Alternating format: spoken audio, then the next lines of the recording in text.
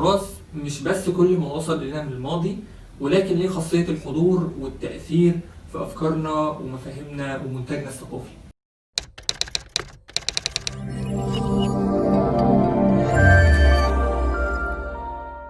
خلينا قبل ما نحكي ونتكلم في اللي حصل في صحراء المماليك، توسيع صلاح سالم، برقوق وقنصوة أو ما يسمى يعني بحوار الفردوس، وإننا نعمل إسقاط شوية على الديبيتس أو النقاشات اللي حصلت ما بين مؤيد ومعارض، إن إحنا نبدأ بالسؤال الأساسي اللي هو ما هو التراث؟ الحقيقة لو سألنا السؤال ده بشكل عام هنلاقي إجابات زي كل ما هو قديم، أو كل حاجة وصلت لنا من الماضي، أو ممكن نلاقي إجابة تانية زي هو المباني التاريخية أو هو المباني القديمة. والحقيقة مش هنقول الإجابات دي غلط، لكن هي إجابات غير كاملة.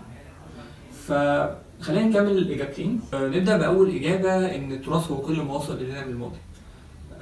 فهنكمل الإجابة دي بناء على تعريف اليونسكو، إن التراث مش بس كل ما وصل إلينا من الماضي، ولكن ليه خاصية الحضور والتأثير في أفكارنا ومفاهيمنا ومنتجنا الثقافي. وبناء على خاصية الحضور والتأثير دي بنقرر أو بنختار إننا ننقله للأجيال اللي بعدنا. طبعا دي مسألة مهمة جدا، مسألة إن احنا بنختار إننا ننقله للأجيال اللي بعدنا، لأن منين ما بقى فيه اختيار بيبقى فيه مسؤولية. وقضية زي قضية التراث المسؤولية بتقع علينا ككل أفراد ومجتمع وأجهزة دولة. عشان بنسمع حد ساعات يقول طيب وفيها إيه يعني مبنى يتهد يا جماعة، انتوا يعني مكبرين الموضوع ليه؟ فلا، الحقيقة الموضوع كبير وهو فعلا مشكلة، ونرد عليه إن التراث هو مصدر غير متجدد، بمعنى إن كل طبقة تراثية بنفقدها فاحنا بنفقدها للأبد ولا مجال إن احنا نرجعها تاني. وارد لو بنتكلم على مستوى مبنى أو مجموعة مباني تم هدمها وبنينا مكانها مباني تانية، إن المباني دي لو مر عليها الوقت وكان ليها قيم وخاصية حضور وتأثير زي ما قلنا، إنها تكون تراث لينا أو للأجيال اللي بعدنا، لكن ده ما يمنعش إن هي مباني استبدلت مباني تانية وان احنا لا مجال ان احنا نرجعها تاني. نرجع بقى للاجابه الثانيه اللي قلنا عليها مش كامله، وهي ان التراث هو المباني التاريخيه او القديمه. فدي اجابه مش كامله، لاننا او كتير مننا بينسى ان تصنيف التراث الناتشرال والكالتشر هيريتج او التراث الطبيعي والثقافي يعني they are two sides of the same coin. والجهات المسؤوله عن التراث الثقافي او البيلت انفايرمنت غالبا بتبقى هي الجهات المسؤوله عن التراث الطبيعي. فسريعا كده نفهم ايه التراث الطبيعي وايه التراث الثقافي. التراث الطبيعي هو الاليمنتس اوف البايودايفرستي، ودي بقى متمثله في التشكلات الجيولوجيه، في النبات، في الشجر، الحيوان، المعالم الطبيعيه and so on. طيب ايه هو التراث الثقافي؟ التراث الثقافي اللي هو البيلت انفايرمنت او صنع الانسان بشكل عام، وده اللي هيبقى تركيزنا عليه في نقاشاتنا. ده بينقسم لجزئين. أول جزء هو التانجبل كالتشر هيريتج أو التراث الثقافي المادي، وده متمثل في الفيزيكال ارتيفاكتس اللي ممكن نقول إن هي المباني. النوع الثاني أو الجزء الثاني هو الانتانجبل كالتشر هيريتج أو التراث الثقافي الغير مادي أو الغير ملموس، المتمثل في الانتانجبل اتريبيوتس اللي بنلاقيها بقى في السوشيال براكتسز، في النولج بتاعتنا المتمثلة في الزي، في الفنون بشكل عام، في الفولكلور، في الاكل، في الرياضه and so on. نرجع بقى للتراث المادي الثقافي. الحقيقه ان الخلط بين مسمى مبنى اثري ومبنى تراثي حسب يعني تصنيف القانون المصري هي بتبقى سبب من الاسباب الرئيسيه اللي بتعمل حاله الغموض او الخلافات اللي بتحصل. قد يكون الخلط ده ما بين المسميين عن حسن نيه، وقد يكون عن عمد بغرض بقى التحايل على القانون، بغرض التضليل او ان هو يكون طريقه تو مانيبيوليت يعني الراي العام. تصنيف القانون المصري لا يلغي او يقلل من قيمه المباني التراثيه، لان بشكل عام الاثار هي جزء من التراث الثقافي المادي. الاثار بيحميها القانون رقم 117 لسنه 83 المعروف بقانون حمايه الاثار، والمسؤول عنها بشكل مباشر هي وزاره الاثار. الآثار بتبقى ملكية عامة ليها حماية قصوى، لا يحق إحداث أي تغيير بيها ولا يجوز هدمها. المباني عشان تتسجل آثار ليها مجموعة شروط، أولها أو منها إن المبنى يكون مر عليه 100 سنة. والحقيقة هنا في مشكلة كبيرة قوي، فخلينا نضرب مثال نقرب بيه شوية الصورة. خلينا نتخيل إن إحنا في أواخر التسعينات ننام ونصحى نلاقي إن قصر البارون مش موجود وبيتهد علشان ما عداش عليه 100 سنة ومش متسجل اثر. نتخيل دلوقتي احنا في 2020 ويعني في اخر التسعينات قصر البارون يتهد عشان ما عداش عليه 100 سنه. فدي ممكن شويه تكون قربت لكم الصوره. من هنا نقدر نستشف ان القيمه الزمنيه للمبنى هي قيمه بسيطه من مجموعه قيم بتحدد او بنحدد على اساسها هل المبنى ليه خاصيه الحضور والتاثير ولا لا زي ما قلنا، وبنقرر موقف الحفاظ عليه من عدمه. المباني التراثيه بيحميها القانون رقم 144 لسنه 2006، وبيتولى متابعتها الجهاز القومي للتنسيق الحضاري.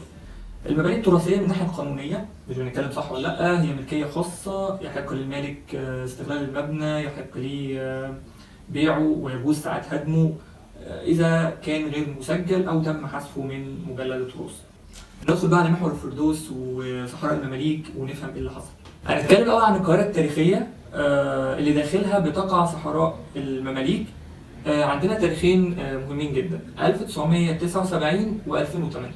في 1979 تم تسجيل نطاق القاهرة التاريخية لدى اليونسكو كموقع تراث عالمي، مش بس عشان الآثار ولكن لنسيجها العمراني المميز جدا المتمثل في التراث الثقافي المادي وغير المادي. وده بيخلي موقع القاهرة التاريخية بيخضع لإجراءات حماية من مواثيق دولية أو اتفاقيات دولية مصر ماضية عليها. سنة 2008 مصر بعتت خرائط رسمية لمركز التراث العالمي التابع لليونسكو اللي بيحدد حدود القاهرة التاريخية اللي هي حوالي 13 كيلومتر مربع.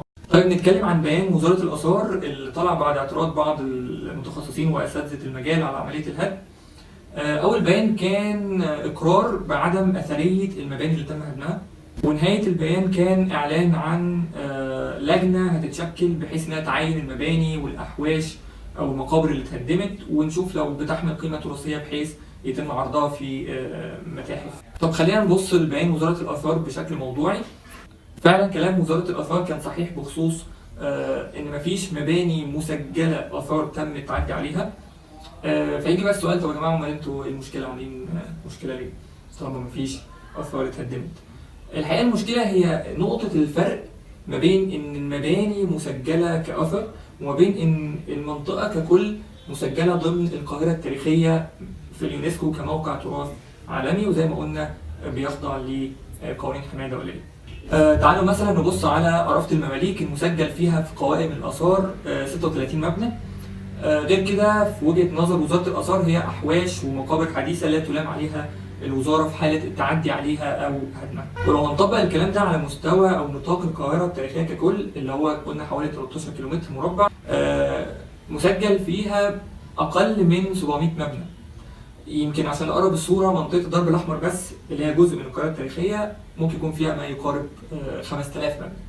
فخلينا نقرب الصورة أكتر بمثال زي شارع المعز. فخلينا نتخيل إن مسافة كيلومتر دي مسجل فيها 30 مبنى وبقية المباني هي غير مسجلة في وزارة الآثار. فده معناه إن لو برضو حصل إن تم اقتراح مشروع تم تصنيفه يعني منفعة عامة وهيخترق شارع المعز، فغالبا إحنا هنمر بنفس المشكلة وغالبا برضو نفس النتيجة. ولو هنطلع بحاجة من الكلام ده هنطلع إن كون المباني غير مسجلة كآثار ده دليل على التقصير مش مبرر للهدم. واحنا بنقصد هنا بالتقصير فكره ان قد يكون او مش قد يكون، هو اكيد في مباني ذات قيمه تراثيه تستحق الحفاظ عليها وعدم المساس بيها، لكن هي مش مسجله. الجهاز المركزي للتعمير لما اتكلم عن محور الفردوس كمنفعه عامه واتكلم ان الهدم 8 متر يمين و6 متر شمال الطريق، وان الاحواش والمقابر اللي تم والاسوار اللي تم هدمها هي حديثه وليست تراثيه. وده بيودينا لسؤال مهم جدا، هو مين اللي بيقرر ايه يبقى تراث؟ هل هي اجهزه الدوله ولا المجتمع بفئاته المختلفه؟ طب لو اجهزه الدوله اللي بتحدد، ساعتها ايه دور المجتمع؟ طب لو المجتمع بفئاته المختلفه هو اللي بيحدد، ساعتها ايه دور اجهزه الدوله؟ المهم ان الجهاز المركزي للتعمير اتكلم عن المشروع او اهميه المشروع في نقل الكثافه المروريه وفتح محاور جديده. اللي جاي بقى الطريق الدائري من مصر الجديده ومدينه نصر طالع واخد 6 اكتوبر رايح العباسيه، وانه هياخد بقى محور الفردوس يطلع على الازهر. بعيدا عن ان نظريات التخطيط العمراني مش هقول حتى الحديثه بطلت المنهجيه دي في حل المشاكل المروريه خصوصا في متروبوليتان سيتي زي القاهره، لكن ده برضو مش موضوعنا حاليا. الجهاز المركزي للتعمير كان عرض صور للسور اللي هيتعمل بدل السور اللي اتهد، وكان المقترح الغرض منه ان اللي ماشي في محور الفردوس يشوف صورة محترمة حضارية تليق بالمواطن المصري. وده برضو ودينا لسؤال مهم جدا، هو مين اللي بيحدد الصورة الحضارية اللي تليق بالمواطن المصري؟ ومين اللي قرر ان الوضع اللي كانت عليه أرافة المماليك كان ده حضاري؟ في آخر نقاشنا طبعا لا يمكن إهمال القيمة الإنسانية عند التعامل مع مقابر ومدافن، لأن ببساطة ثقافتنا اللي بنعتز وبنفتخر بيها على مر التاريخ احترمت الموت، قدست الموتى وقدست المقابر. فهل يعني تستحق أرافة المماليك الهدم؟ وهل كون المقابر والأحواش حديثة وغير مسجلة كأثر بيعفينا من المسؤولية الإنسانية؟ هسيب لكم مجموعة من المصادر والمقالات اللي بتتكلم عن أرافة المماليك بشكل مفصل، وهتلاقوا فيها إجابات للأسئلة اللي احنا طرحناها. أنا حابب أسمع آرائكم وأسئلتكم، وهنحاول قبل كل نقاش إن احنا نجاوب الأسئلة ونعقب على الآراء. ويا ريت برضه تعرفونا إيه الموضوعات اللي أنتم مهتمين إن احنا نتعرض ليها متعلقة بالتراث.